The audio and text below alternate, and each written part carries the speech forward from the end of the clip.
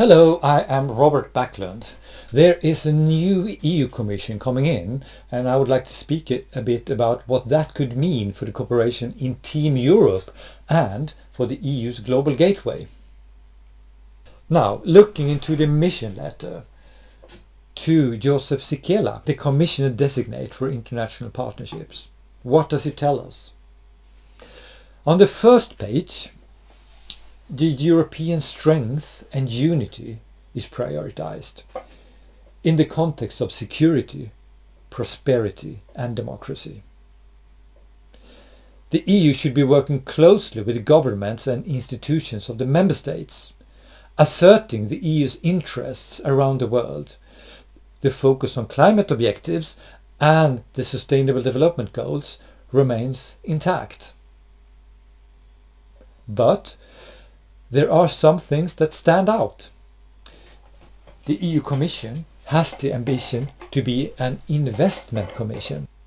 The mission letter talks about the Draghi report on the future of European competitiveness.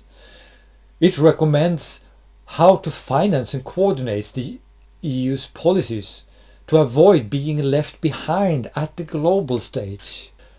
The mission letter points at the need to ensure more visibility for EU projects, to actively communicate and to tackle disinformation. This points us at the need to strengthen measures for transparency and communications as part of building these comprehensive international partnerships. Thankfully, the Global Gateway will continue as well as the Team Europe approach. The mission letter instructs to play a leading role in reforming the international system, including the United Nations and the multilateral development banks, to make these more inclusive and effective, and to promote an effective multilateralism. This is something that hardly can be done by traditional development projects alone. It has to be the result of joint diplomacy in a Team Europe setting. Already in July this year, Ursula von der Leyen issued a paper called Political Guidelines for the next EU Commission. This paper teaches us that competitiveness, to build up military manufacturing, and to ensure a fair transition to green energy will be in focus for the incoming Commission. As we know, the EU is already quite advanced when it comes to supporting renewable energy and the green transition more broadly. To support increased competitiveness of the EU, it can perhaps be done under the umbrella of the Global Gateway, but in practice competitiveness is broader than that. It could include, for instance, strengthen or build up value chains, increasing trade, investments, and notably a focus on critical raw materials. It could be the business environment, and all of this is in the domain of economic diplomacy. Refocusing the EU's international partnerships to strengthen the EU's competitiveness, that is partly a new playing field for Team Europe. Building up value chains together with partner countries in the global south, it requires a strong focus on the EU's environmental, social and governance standards, the ESG. Because these govern the imports to the EU and a little bit also how the EU makes investments. Well, the EU doesn't make investments or trade, but the member states does.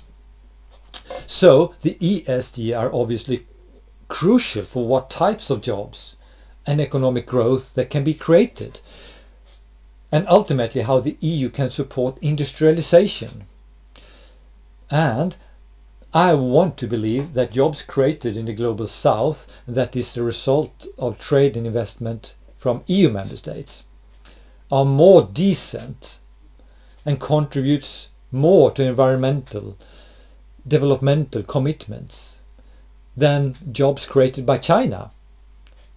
I will not speculate on how the Commission's ambition to build up military manufacturing capacity could affect the international partnerships. But for sure, the EU security considerations will color the priorities ahead. The political guidelines mentions that in today's world, geopolitics and geoeconomics go together, and that Europe's foreign and economic policy must do the same.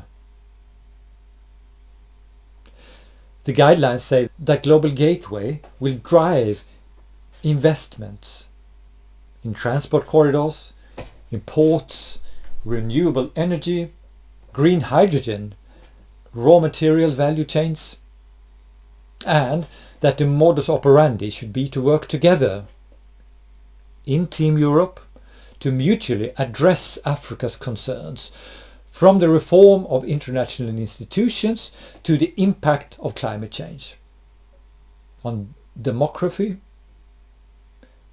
on migration.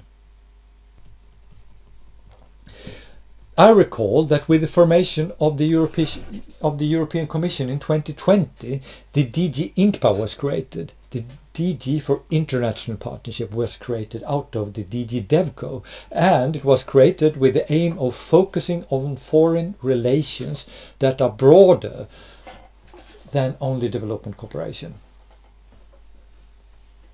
This could be such as trade, investments, dialogue, academic, civil society, and all kinds of cooperation.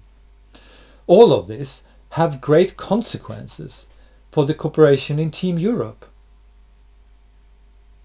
Because building political partnerships, new commercial value chains and investments pipelines, it's quite far from the traditional grant-based development cooperation. The biggest challenge is perhaps not in our mindset. We are humans and we can change, we can adapt. No, the challenge is in the EU system, in regulations which are not optimized to support this new interest-driven agenda and the transactional approaches. The challenge is in the staffing of the organizations, which is geared to implement development projects, not to support that wider geopolitical agenda. But with the EU's competitiveness lagging behind, and with the new security situation, with the climate crisis, this is a live situation, more so than ever before. Team Europe cooperation is there not because it's nice, not because it's fun, but because it is about the EU's surviving as a major economic bloc in the world.